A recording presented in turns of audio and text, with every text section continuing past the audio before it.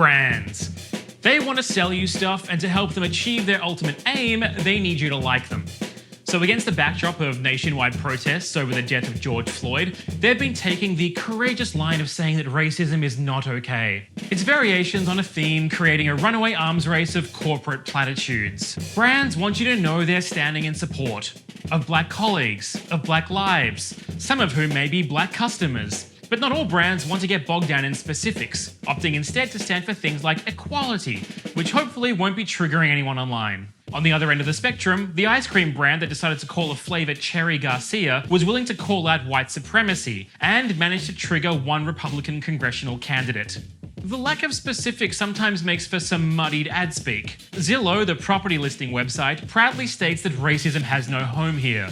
But what does that mean? They won't hire racists? They won't allow racists to buy or sell homes? The posts have served to highlight the messy hypocrisy that often results when brands attempt to show support for a cause without taking a look in the mirror first. The most famously woke team in the NFL, the Washington Redskins, managed to take the notion of cognitive dissonance to new heights. Kinda like me hosting this piece. Speaking of the NFL, the league's commissioner Roger Goodell released this statement, which seems fine if you have an incredibly short-term memory, perhaps you're a former NFL player, and somehow forgot about that time Colin Kaepernick knelt to protest the same thing that's being protested now, and was all but disowned by the league for doing so.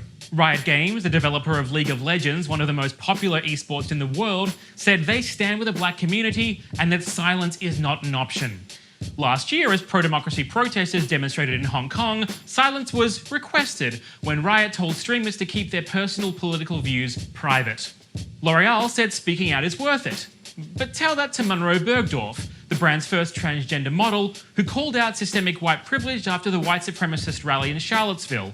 L'Oreal fired her, saying it supports diversity and tolerance towards all people, irrespective of their race, background, gender, and religion, and that her comments were at odds with those values. Throughout the week, some brands have managed to move past the stage of performing for the hashtag engagement.